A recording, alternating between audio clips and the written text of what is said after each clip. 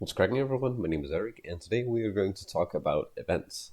A few videos back in scripting episode 8, I believe, we looked at object paths, and I'm actually just going to give you a quick recap of that because that was quite a while ago.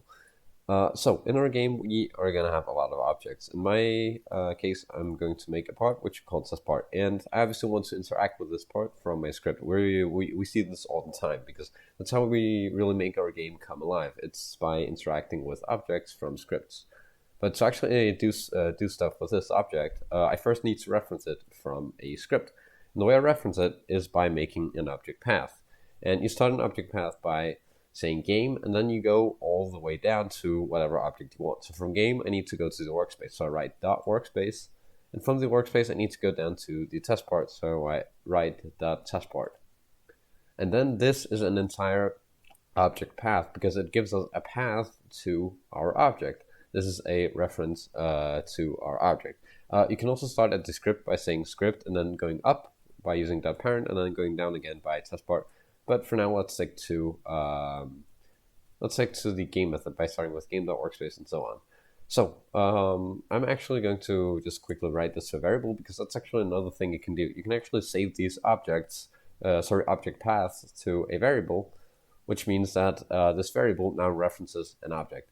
But that's enough of that, though. Let's actually talk about what events are. Events are an event is basically when something happens in your game, and you're probably already familiar with the term event from the real world. And an event is when something happens. And similarly, in our game, we have a lot of different events when different actions take place at random times. This could be a lot of different things. This could be a player joining game. This could be two blocks colliding, or it could be a player pressing a button.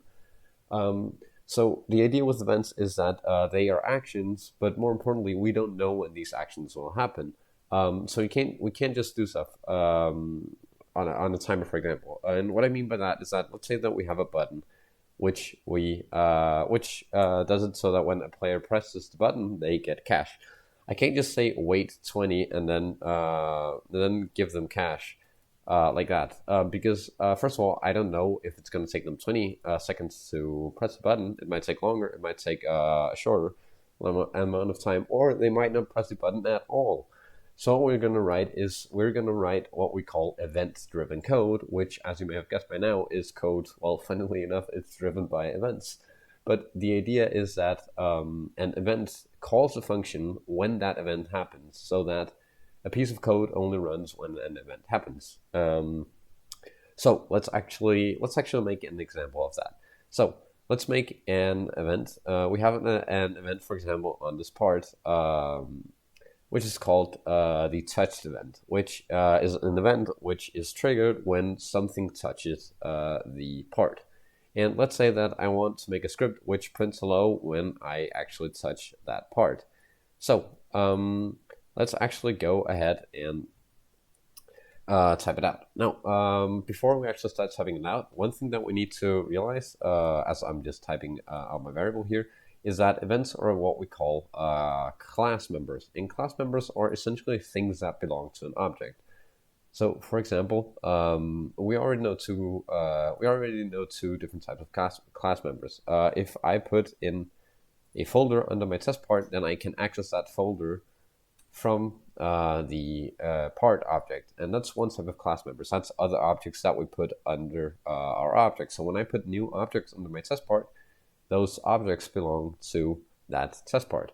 Another thing that we're already familiar with is properties. You'll notice that this test part has a bunch of properties, like, for example, transparency, and I can actually access those also from the part object path dot transparency, and I can even override it by saying equals 0.5.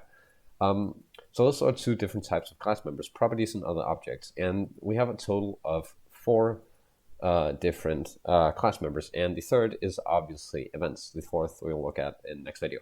But this means that events actually belong to an object, and in this case, our touched event belongs to the test part, because that's what we want to register when we touch it. So this is all a bit confusing. That's a lot of information to throw at you. So I'm just going to start typing. We're going to reference our variable, but you can actually just write the path directly. And whether you use the variable or object path directly, you'll now just start typing the name of the event as if it was another object or another property. Start typing that touch, and you'll notice that at the top, it suggests that we use the touched event, and it has a little lightning symbol. The lightning symbol indicates that it's an event.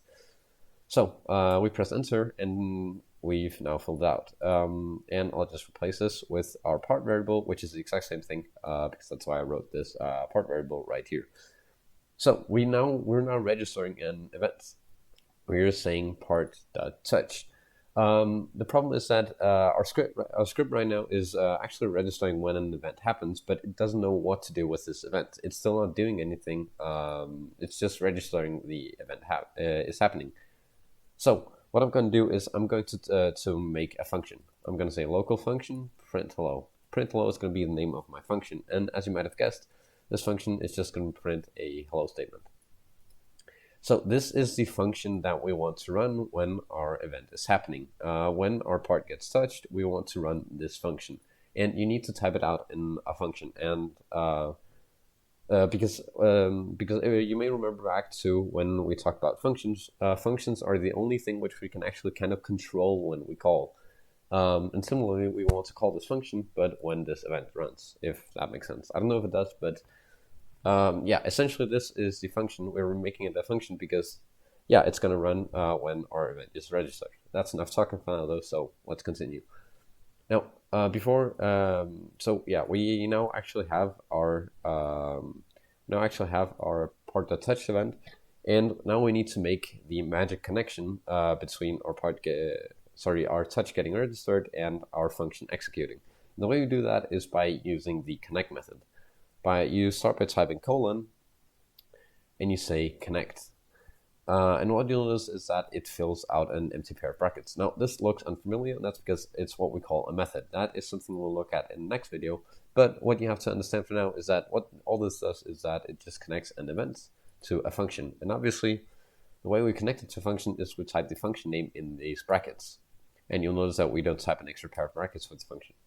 So just like that, we've gone ahead and connected the part.touch event to the print hello function.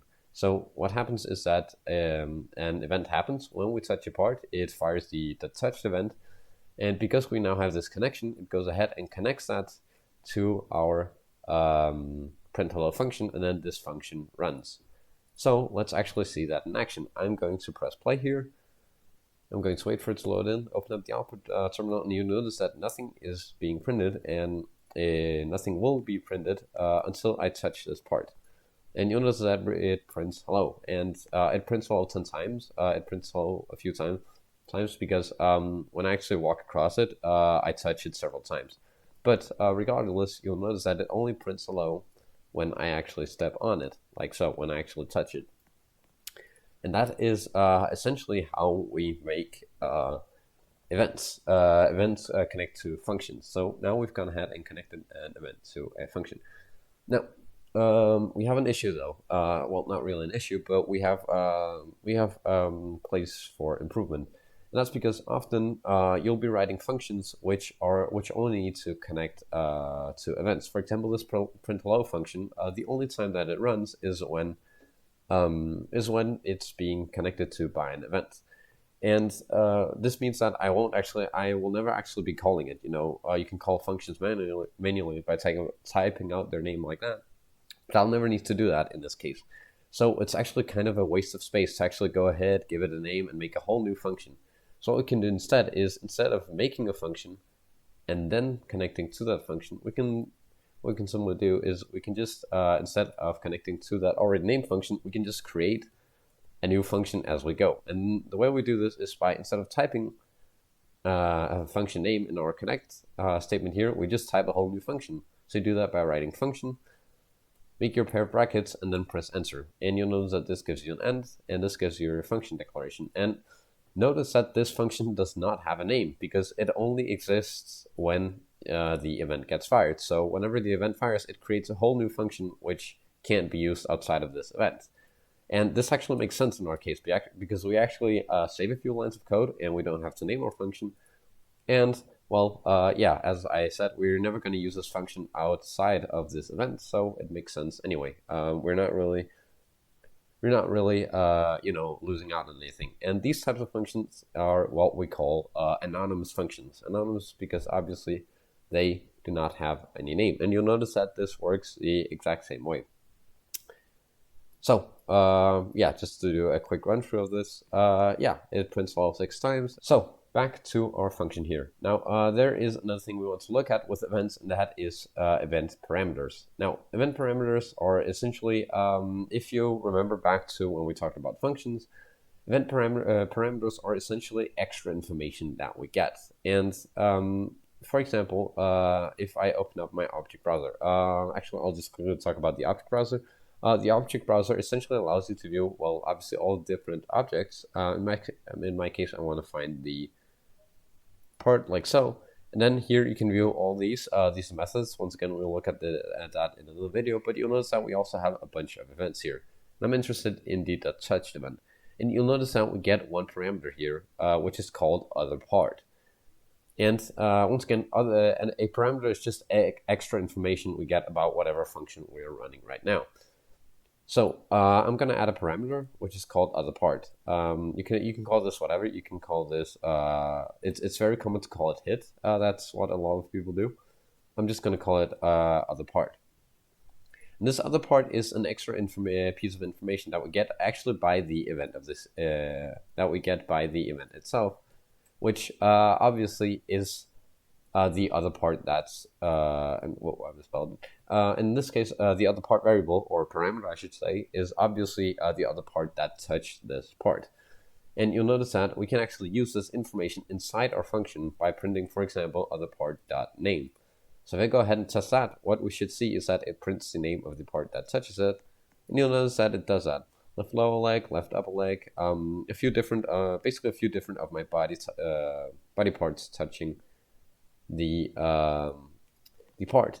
So that's actually how we can use parameters to our advantage. Now, not all events have parameters, and some events have several parameters, but that is at least how you use parameters. And by the way, this actually works for named functions as well. If I do the exact same thing, print hit, you can actually do the exact same thing, except now you're not declaring it in the connect itself. You're just declaring it like if it was any other normal function. So I'm going to say other part here, make that function, and it's going to print other part again. And then if I say part that's touched, I just connect it to my function just like I would before. And you still don't write any brackets or any parameters because that's already fixed here. And this does the exact same thing. So yeah, that's pretty much it for events right now. Oh, actually, one last thing. Right, yeah, another last thing is that you can actually also wait for events. For example, if I know that, let's say that I know that an event will happen at some point, I just don't know when. And I want a variable for whatever is going to touch that part. Let's say that I want a variable for whatever is gonna touch that part.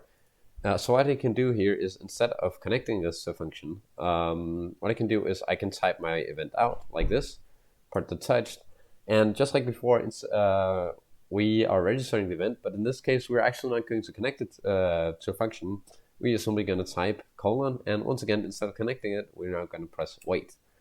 And you'll notice that this does pretty much the same thing as before. Instead of now instead of connecting it to anything, it just waits for it, like the name suggests. And yeah, we can obviously assign this to a variable because of the fact that this returns the other part. If it's an event which doesn't have any parameters, or we just don't want to assign it to a variable, we can just say part that touched wait. And then after that, we can print part has been touched. And if we just quickly run that, we'll notice that nothing is getting printed because it's still waiting for the part to get touched. Notice that it's waiting, and then when I touch it, it finally runs through the entire script. It's done with this part, and then can print part has been touched. So that was, however, it for this video. That was pretty much everything about events. As I mentioned earlier, next video we'll talk about methods, and then you honestly know the most essential basics of object-oriented programming in Roblox Studio. But yeah, thank you so much for watching. I'll hit you up in the next video, and bye.